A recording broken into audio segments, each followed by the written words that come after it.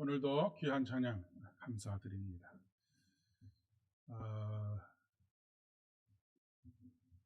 한 주간 평안하셨습니까? 요즘 날씨가 그래서 그런지 감기에 걸리신 분들이 참 많습니다. 저희 집에 두 아들도 미국에 갔다가 한 2주 반 정도 있다가 금요일 날 왔는데 가지고 올 선물이 없어서 감기를 가지고 왔습니다. 세준이는 열이 너무 높아서 오늘 집에서 예배를 드리겠다고 그렇게 할 정도로 그렇습니다.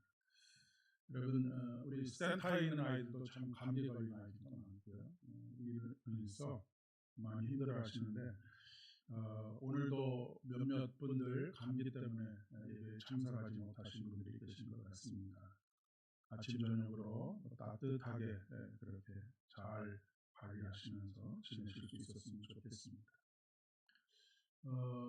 아직 도시화가 그렇게 진행되지 않은 우리 교회가 위치한 하성면에는 몇몇 성시의 집성촌의 성격을 띤 그런 분들이 그런 그룹들이 조금 있습니다.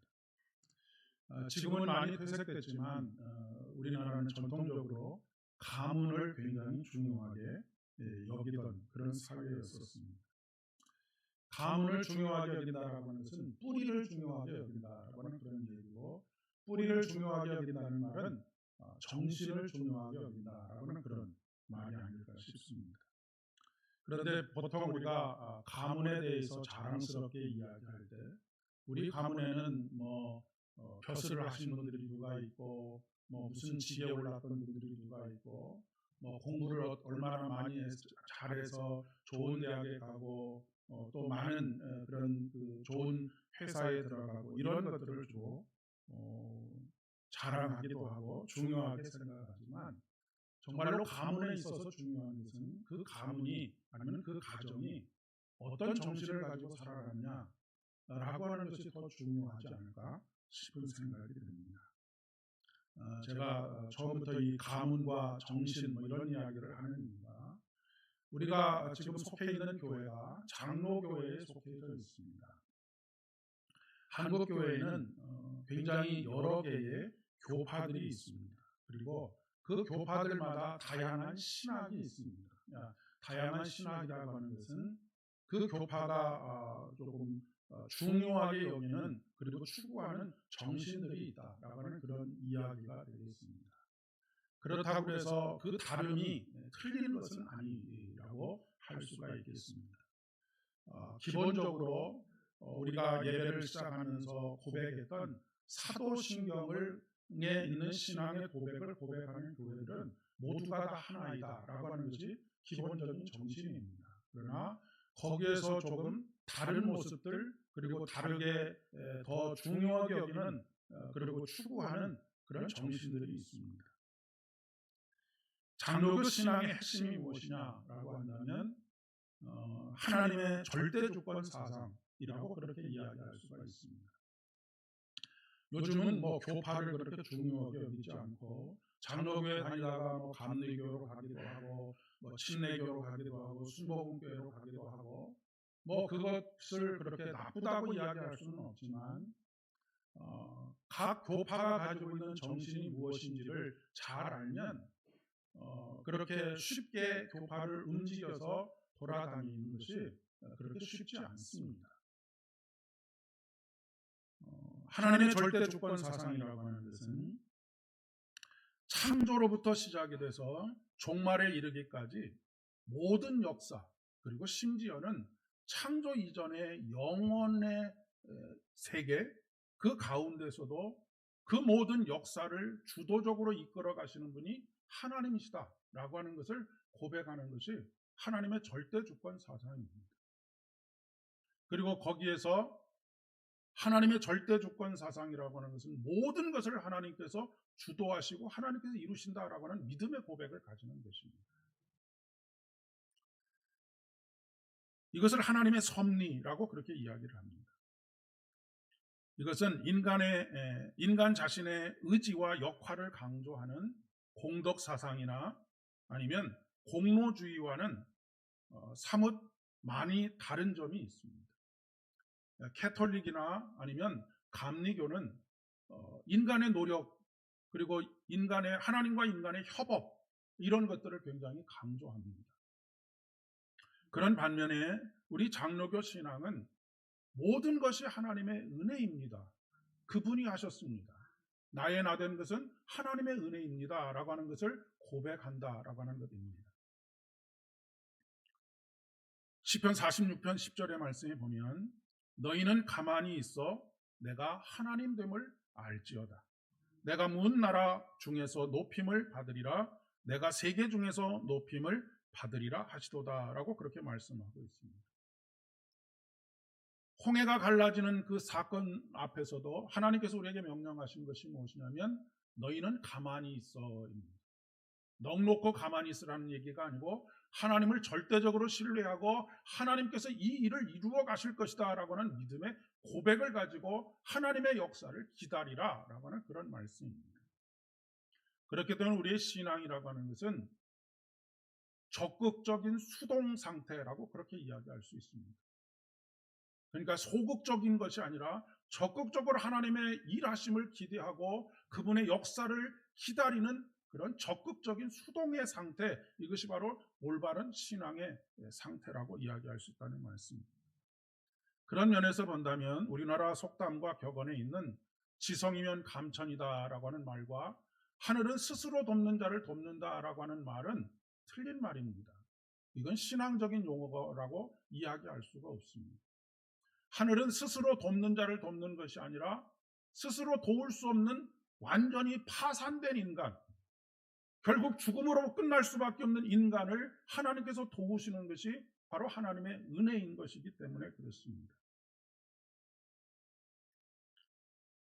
그렇다고 해서 하나님께서 다 짜놓은 각본대로 우리를 로봇처럼 그렇게 움직이도록 하는 것은 절대로 아닙니다.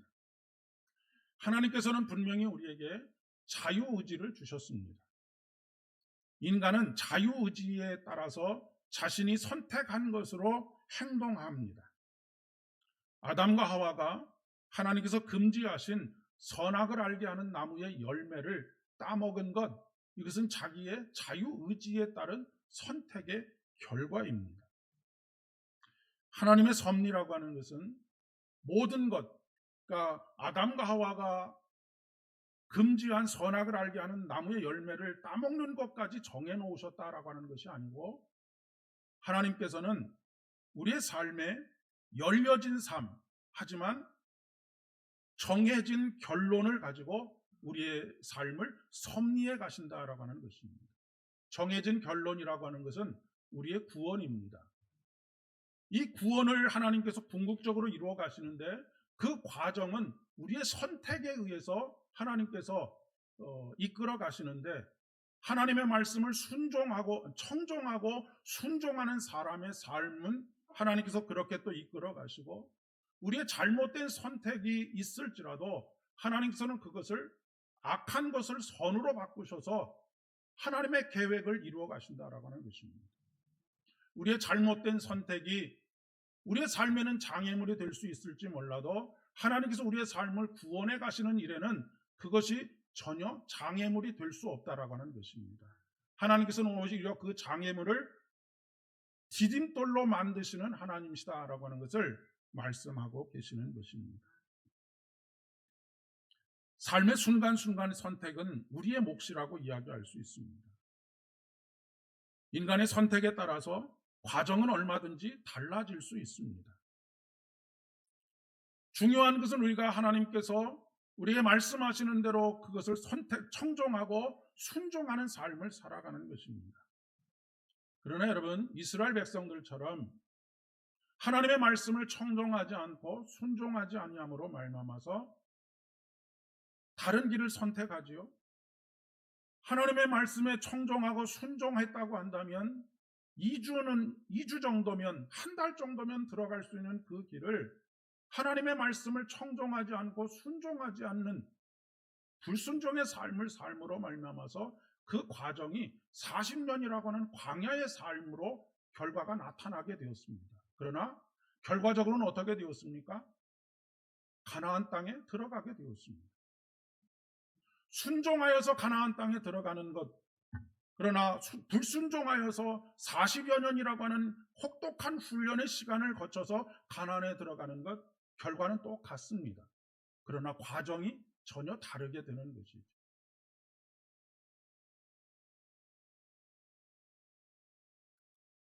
그 과정에서 잘못된 선택의 책임은 나의 몫이 됩니다. 죄를 저질렀으면 죄의 결과를 감당해야 합니다. 그러나 결국 궁극적으로는 하나님께서 우리를 구원하시는 것이죠. 잘못된 선택까지도 사용하셔서 하나님의 선을 이루어 가시는 것입니다. 오늘 구약의 본문은 요셉의 이야기입니다. 우리가 너무나 잘 알고 있는 이야기이죠. 요셉을 시기하고 질투하던 형들이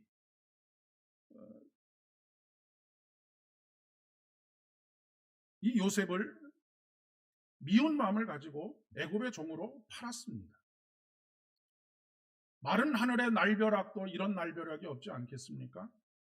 그 마음속에 얼마나 형들이 원망스러웠을까요? 그 원망은 요셉의 마음속에 복수심을 자극했을지 모르겠습니다.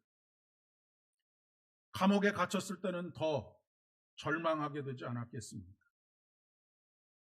그런데 하나님께서 그를 총리 대신으로 올리시고 형들을 만나는 모든 과정들을 통해서 이것이 하나님의 섭리 가운데 있는 일이다라고 하는 것을 깨닫게 되었습니다.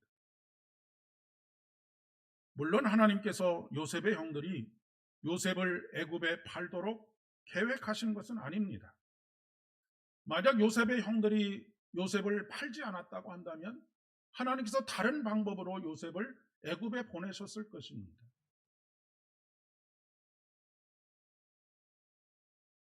매 주일마다 전 세계 그리스도인들의 입에 오르내리는 한 사람이 있지 않습니까? 빌라도입니다. 이 빌라도는 잘못된 선택을 함으로 인해서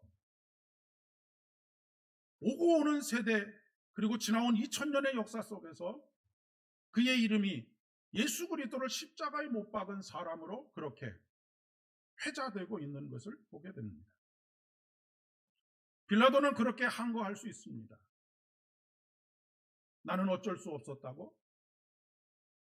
그러나 그 책임은 본인에게 있는 것입니다.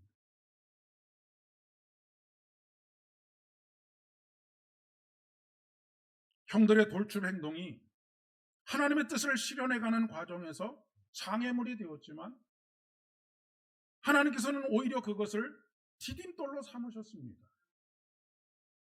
요셉을 총리 대신으로 올리시고 그 요셉을 통해서 이스라엘을 구원하시는 그 일을, 그 계획을 이루셨다라고 하는 그런 이야기입니다. 하나님께서는 악을 선으로 바꾸시는 분이십니다. 이 하나님의 섭리를 깨달았을 때 요셉의 마음속에 있었던 패배감과 웅얼해졌던 마음들, 이런 마음들이 서서히 눈 녹듯이 녹아져 가는 것을 경험했을 것입니다. 이것이 바로 깨달음의 순간입니다. 교육학적인 용어로는 아하 모먼트라고 그렇게 이야기를 합니다. 우리의 사고의 지평이 갑자기 넓어지는 때입니다. 그동안 이해되지 않았던 것이 이해되는 때가 있습니다. 갑자기 깨달음이 오는 순간입니다. 여러분, 우리가 살아가면서 이해되지 않는 순간들이 얼마나 많이 있습니다. 나름대로 열심히 했고, 나름대로 정직하게 살려고 했고, 나름대로 성실하게 살려고 무던히 애를 썼지만 내가 지금 처해져 있는 현실은 내가 기대했던 것과는 전혀 다른 현실이 내 앞에 놓여져 있을 수 있습니다. 하나님 이해할 수 없습니다. 어떻게 저에게 이렇게 할 수 있습니까? 그런데 어느 순간 깨달아지는 순간이 있습니다.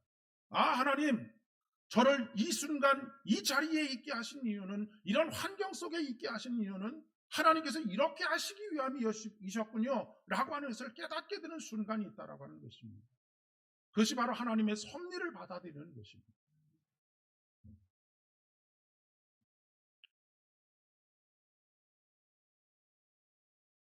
과정 속에 있었던 모든 일들이, 쓸데없다고 생각했던 모든 일들이 다 각자가 의미가 있다라고 하는 것을 깨닫게 됩니다. 나에게 인생의 장애물이 되어서 내게는 아무 쓸모가 없는 시간들을 내가 보냈다라고 생각하지만 그 시간들이 내 인생의 디딤돌이 되는 시간들이었다라고 하는 것입니다. 그런데 이 하나님의 섭리를 깨닫지 못하면 우리는 그것을 일평생 동안 내 인생의 장애물로 인식하며 삽니다.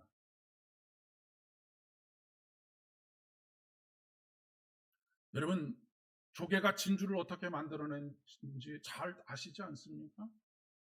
자기의 살에 상처가 생겼을 때 그것을 치유해가는 과정 속에서 그 영롱한 진주가 만들어지는 것입니다.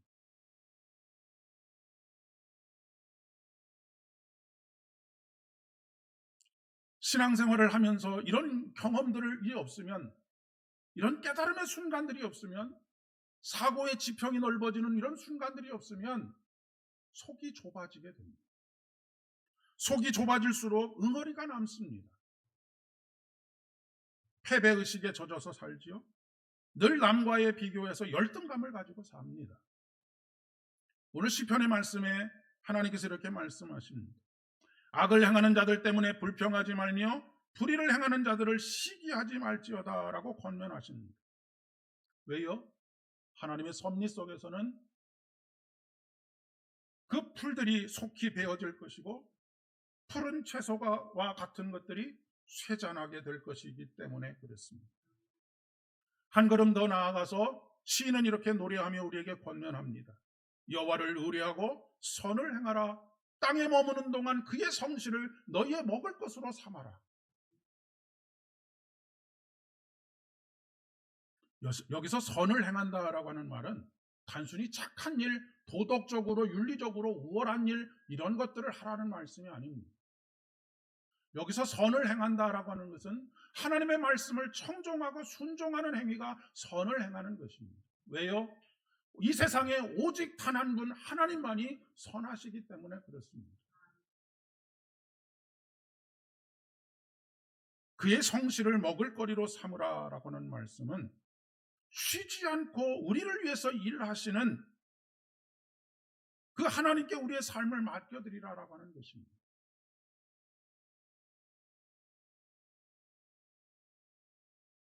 그러면 어떻게 하신다고요? 그가 이루시고 내 의를 빛같이 정오의 빛같이 하시리라라고 노래하고 있습니다. 여러분, 우리 삶의 핵심은 무엇이냐면 그가 이루시고입니다. 너희는 가만히 있어 오늘날 내가 너를 위하여 하는 일을 보라라고 하는 것이 우리를 향하신 하나님의 명령이라고 하는 말씀입니다. 그래서 시인은 분을 그치고 노를 버리며 불평하지 말아라. 오히려 악을 만들 뿐이다 라고 말씀하십니다. 여러분, 우리가 여러 가지 삶의 과정들 속에서 왜 화나는 일이 없겠습니까? 분노가 일어나는 일들이 왜 없겠습니까? 그러나 분노를 표현함으로 인해서 문제가 해결이 된다면 뭐 그럴 수도 있겠지요. 하지만 우리의 노를 드러내고 분을 내고 원망을 쏟아낸다고 해서 문제가 해결되지 않습니다. 오히려 그것이 더 악한 것들을 만들어낼 따름입니다. 오늘 복음서의 말씀에 보면 예수님께서는 여기서 한 걸음 더 나아가시죠. 너희 원수를 사랑하며 너희를 미워하는 자들을 선대하며 너희를 저주하는 자를 위하여 축복하며 너희를 모욕하는 자들을 위하여 기도하라. 그러나 여러분, 연약한 우리가 원수를 사랑하는 일 불가능합니다. 미워하는 자들을 선대하는 일 불가능합니다. 우리를 모욕하는 사람들을 위해서 기도하는 일 불가능합니다.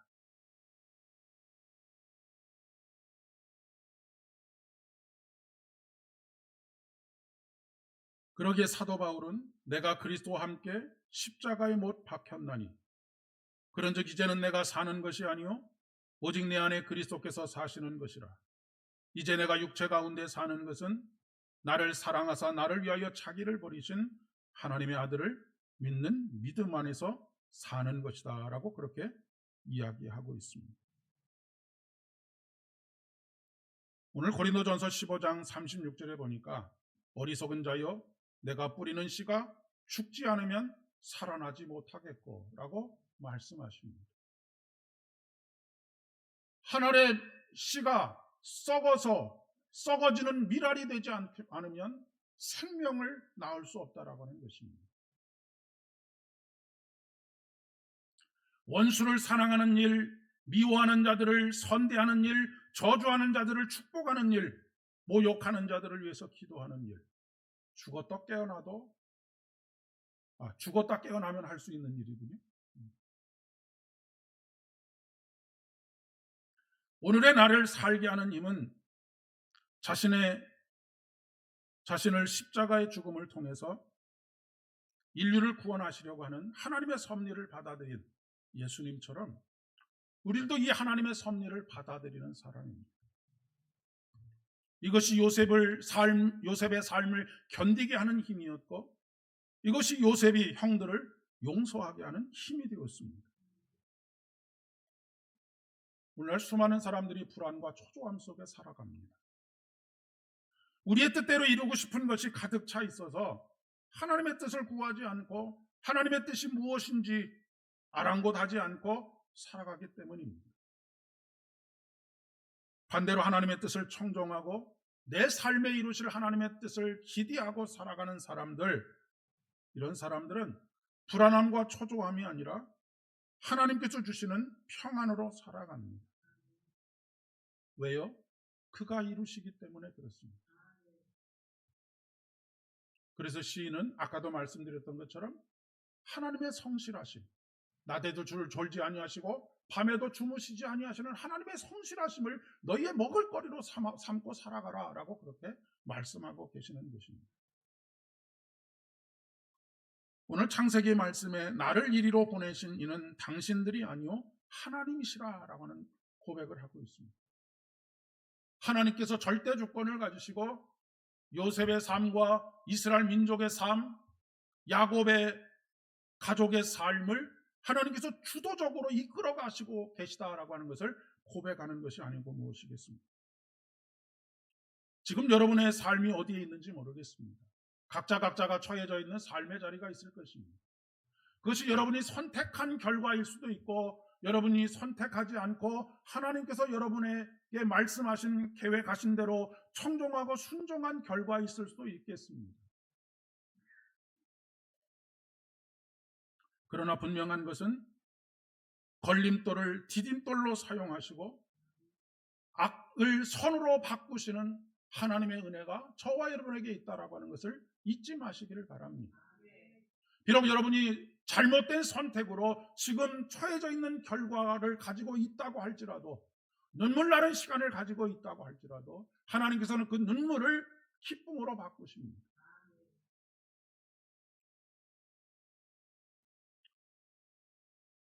하나님께서는 여전히 저와 여러분을 위해서 일하십니다. 쉬지 않고 일하고 계십니다.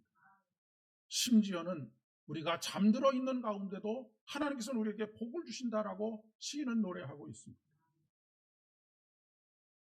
인류의 역사를 겉으로 보기에는 힘 있는 자들과 강대국들에 의해서 움직이는 것처럼 보여집니다. 지금 세계의 정세도 절대 강국인 미국에 의해서 아니면 중국에 의해서 러시아에 의해서 그리고 유럽의 강대국들에 의해서 움직여지는 것처럼 그렇게 보여집니다. 그러나 그렇지 않습니다. 풀은 마르고 꽃은 시들게 되어져 있습니다. 영원한 제국은 없습니다. 힘을 가지고 있다고 해서 영원히 힘을 가지고 있는 것이 아닙니다. 오직 하나님의 말씀만이 영원합니다. 그 말씀은 약속의 말씀입니다. 하나님께서는 그 약속을 이루시기 위해서 우리의 삶 속에서 구체적으로 섭리해 가시는 것입니다. 사랑하는 여러분, 실패할까봐 실수할까봐 두려워하지 마시기를 바랍니다. 망설이지 마시기를 바랍니다. 하나님께 의뢰하실 수 있기를 바랍니다. 실패했다고 좌절하거나 절망하지 마십시오. 실패로 여러분의 인생에 장애물이 생겼다면 하나님께서 그 장애물을 디딤돌이 되게 하실 것이기 때문에 그렇습니다. 그러니 우리의 삶의 모든 순간은 의미가 있고 뜻이 있습니다. 고난에도 뜻이 있습니다. 우리의 실패가 하나님의 실패가 아닙니다. 절망하지 않을 이유가 여기에 있습니다. 우리의 성공이 하나님의 성공이 아닐 수 있습니다. 교만하지 않을 이유가 바로 여기 있습니다. 우리의 성공조차도 우리의 땀 흘림의 결과가 아니라 그가 이루신 결과이기 때문에 그렇습니다. 우리의 성공은 오직 하나님의 뜻을 이루어가는 것입니다. 사랑하는 여러분, 이번 한 주간 여러분의 한 걸음 한 걸음 내디딜 때마다 하나님의 뜻을 구하실 수 있기를 바랍니다. 귀 기울여 청정하시고 하나님께서 여러분에게 주신 말씀, 그 말씀에 순종하시는 삶을 살아가실 수 있기를 바랍니다. 여러분의 노력을 의지하지 마시기를 바랍니다. 불성실하라는 말씀이 아닙니다. 여러분의 노력을 의지하지 아니하고 하나님의 일하심에 기대하시고 하나님의 일하심을 의지하실 수 있기를 바랍니다. 하나님은 선하시고 하나님은 인자하신 분이십니다. 하나님은 우리에게 반드시 구원의 은혜, 우리의 모든 삶에 하나님께서 개입해 오시는 그 은혜를 베풀어 주실 것입니다. 기도하겠습니다. 아버지 하나님, 은혜를 진심으로 감사드립니다. 보잘것없는 우리들, 연약하기 그지없는 우리들, 그래서 늘 실수투성이고 실패투성인 우리 인생을 하나님께서 우리에게 섭리하시고 계획하시고 주도적으로 하나님께서 이끌어 가심으로 인하여서 우리에게 마침내 구원의 기쁨, 가나안에 다다르게 하는 기쁨을 허락하시는 줄을 믿습니다. 하오니 좌절하나 절망하지도 않게 하여 주옵시고 조금 잘 되었다고 해서 교만하지 않을 수 있도록 은혜를 더하여 주시옵소서. 오직 주의 뜻을 구하고 주의 뜻에 순종하여 하나님의 구원의 역사들을 이루어갈 수 있도록 은혜를 더하여 주시옵소서. 우리에게 주어진 일에 성실한 것도 필요하지만 무엇보다도 성실해야 할 것은 하나님과의 관계를 맺어가는 일에 더욱 성실해야 하겠습니다.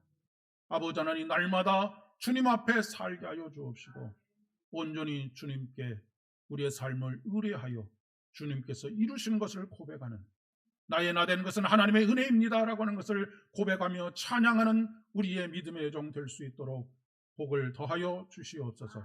예수님의 이름으로 기도드립니다.